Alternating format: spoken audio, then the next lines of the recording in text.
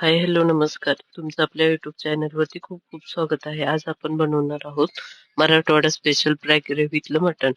त्यासाठी कुकर गरम करायला ठेवलं. त्यामध्ये तेल गरम झालं की जिऱ्याने थोडीशी कोथिंबीर टाकली. त्यानंतर कांदा बारीक कट केलेला हे छान फ्राय होऊ द्यायचं. तोपर्यंत आपण जे मटण आणलेलं आहे ते चांगलं धुवून घेतलेलं आहे इथं व्यवस्थित. आणि त्यामध्ये थोडीशी हळद, कोथिंबीर, अद्रक लसूणची पेस्ट टाकलेली, थोडंसं लिंबू आणि थोडं मीठ हे पूर्ण मिक्स करून घ्यायचं व्यवस्थित. तोपर्यंत आपलं जिथं हे कांदा वगैरे ठेवलेला आहे तोही व्यवस्थित फ्राय झालाय. बघू शकता तुम्ही तर किती छान प्रकारे तो फ्राय झालाय. आता यामध्ये जे आपण मॅरिनेट करून ठेवलेलं होतं मटण ते यामध्ये टाकायचं आणि छान परतून घ्यायचं याला व्यवस्थित. हे व्यवस्थित मिक्स झालं की त्यानंतर कुकरचं झाकण ठेवायचं. पॅक नाही करायचं पूर्ण, फक्त एकाला ठेवायचं 2 मिनिटं. मग त्याची वाफ येईपर्यंत छान त्याला पाणी पण व्यवस्थित सुटतं. आणि नंतर मग यामध्ये आपण गरम उकळलेलं पाणी जे आहे ते यात टाकायचं. जेणेकरून हे जे मटण आहे ते व्यवस्थित शिजतं पण आणि शिट्टी लवकर होती आणि टेस्ट पण वेगळीच लागते जर आपण उकळून पाणी टाकलं भाजीमध्ये तर. हे व्यवस्थित मिक्स करून घ्यायचं आणि मग झाकण कुकरचं लावून घ्यायचं. याच्या एक 3 ते 4 शिट्ट्या होऊ द्यायच्या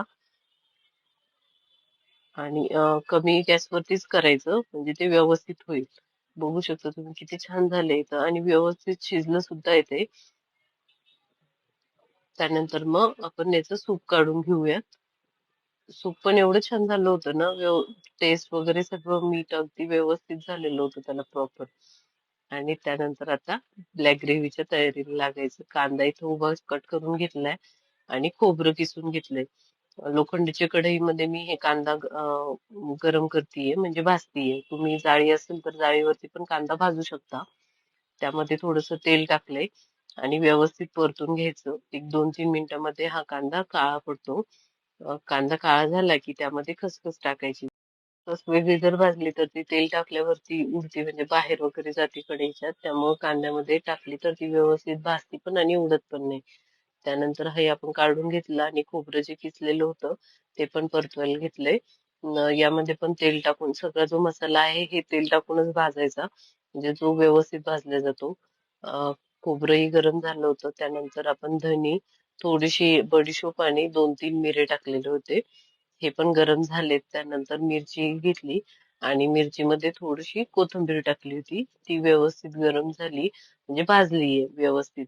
हे बघा तुम्ही आपला असा हा मसाला तयार झालाय. आता हा मिक्सर मधनं आपण फिरून घेऊया. पाटा असेल तर तुम्ही पाट्यावरती सुद्धा वाटू शकता. खूप छान टेस्ट येते पाट्यावर पण मसाला वाटला तर. बट मी मिक्सर मधनं काढलाय.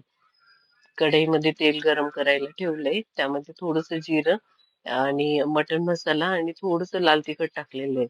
लाल तिखट जास्त नाही घेतलं मी कारण मिरची आपण टाकलेली त्यामुळे. आणि जो मसाला आपण मिक्सर मधनं काढलेला आहे तो मसाला टाकलाय आणि छान परतून घ्यायचं. कमी गॅसवरतीच परतवायचं पूर्ण मसाला हा. कारण त्याला कमी गॅसवरती परतवलं तर तो व्यवस्थित परतला जातो म्हणजे जळत नाही. आणि बघू शकता तुम्ही किती छान प्रकारे तेल सुटलं याला. तरी पण एक 2 मिनिटं आपण झाकण ठेवून मसाला ठेवणार आहोत. आणि 2 मिनिटानंतर बघा तुम्ही किती छान मसाला झालाय आपला. एकदम प्रॉपर ब्लॅक ग्रेव्ही मधला मसाला झालाय.